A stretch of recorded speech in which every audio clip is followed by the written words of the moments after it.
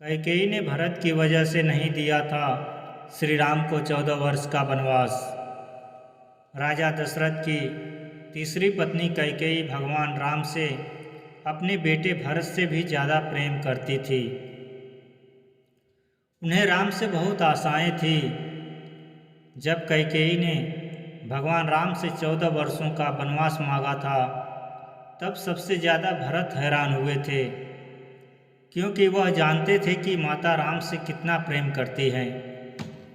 लेकिन आपको जानकर हैरानी होगी कि देवताओं ने कैकेयी से यह काम करवाया था। इसके पीछे एक रोचक कथा है। विवाह से पहले कैकेयी महर्षि दुर्वासा की सेवा किया करती थी। कैकेयी की सेवा से प्रसन्न होकर महर्षि दुर्वासा ने कैकेयी की एक हाथ वज्र का बना दिया और आशीर्वाद दिया कि भविष्य में भगवान तुम्हारी गोद में खेलेंगे। समय का पहिया चलता रहा और कैकेयी का विवाह राजा दशरथ से हो गया। एक समय स्वर्ग में देवासुर संग्राम आरंभ हो गया। देवराज इंद्र ने राजा दशरथ को सहायता के लिए बुलाया। रानी कैकेयी भी महाराज की रक्षा के लिए सारथी बनकर देवासुर संग्राम में पहुंच गई। युद्ध के दौरान दशरथ जी के रथ के पहिए से कील निकल गया और रथ लड़खड़ाने लगा। ऐसे में कैकेयी ने कील की जगह अपनी उंगली लगा दी और महाराज की जान बचा ली। राजा दशरथ को जब पता चला कि कैकेयी ने युद्ध भूमि में किस साहस का परिचय दिया है, तो वह बहुत प्रसन्न हुए और 3 वरदान मांगने के लिए कहा। कैकेयी ने उस समय प्रेमवश यह कह दिया कि इसकी ज़रूरत नहीं है, अगर कभी ज़रूरत होगी तो मांग लूँगी। कैकेयी ने राजा दशरथ को इसी वरदान के जाल में फंसा लिया और राम के लिए 14 वर्ष का वनवास मांग लिया। लेकिन 14 वर्ष के लिए वनवास क्यों मांगा, इसके पीछे कई राज हैं।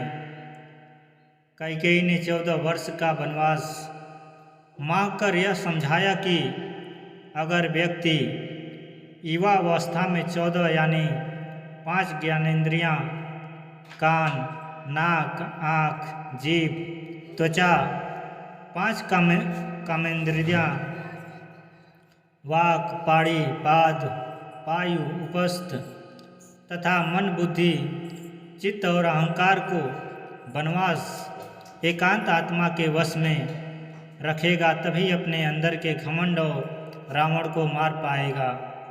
दूसरी बात यह था कि रावण की आयु में केवल 14 ही वर्ष शेष थे।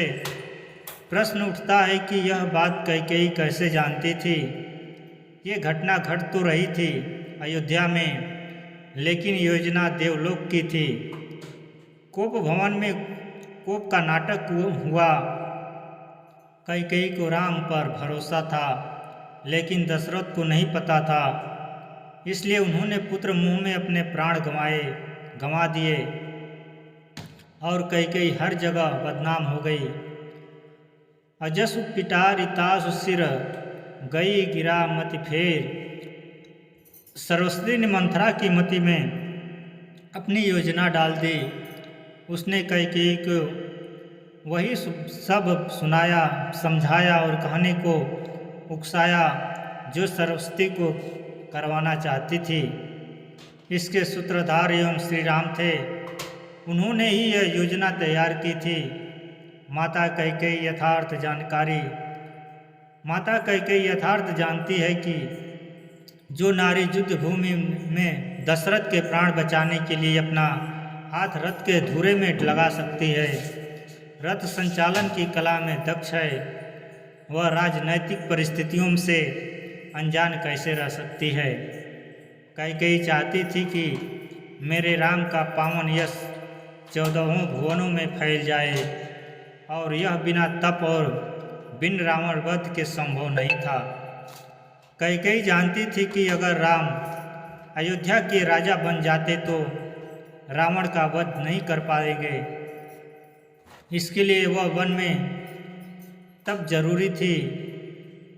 कैकेयी चाहती थी कि राम केवल अयोध्या के ही सम्राट न बनकर रह जाएं, वह विश्व के समस्त प्राणियों के हृदयों के सम्राट भी बने। उनके लिए राम को अपनी साधित शोधित इंद्रियों तथा अंतःकरण को तप के द्वारा तदर्थ सिद्ध करना होगा। देवलोक में बनाई गई इस योजना का केंद्र राक्षस का वध था। महाराज अनरण के उस श्राप का समय पूर्ण होने में 14 ही वर्ष शेष थे। जो श्राप ने उन्होंने रावण को दिया था कि मेरे वंश का राजकुमार तेरा वध करेगा, जिससे भगवान राम ने रावण का वध किया और देवलोक की योजना पूरी की। रामायण और महाभारत दोनों में ही 14 वर्ष वनवास की बात हुई है। रामायण में भगवान को 14 वर्ष का वनवास भोगना पड़ा था, जबकि महाभारत में पांडवों को 13 वर्ष वनवास और 1 वर्ष अज्ञातवास में गुजारना पड़ा था। दरअसल इसके पीछे ग्रह गोचर भी मानते हैं। उन दिनों मनुष्य की आयु आज के ज़माने से काफ़ी ज़्यादा होती थी, इसीलिए ग्रहों की दशावधि भी ज़्यादा होती थी।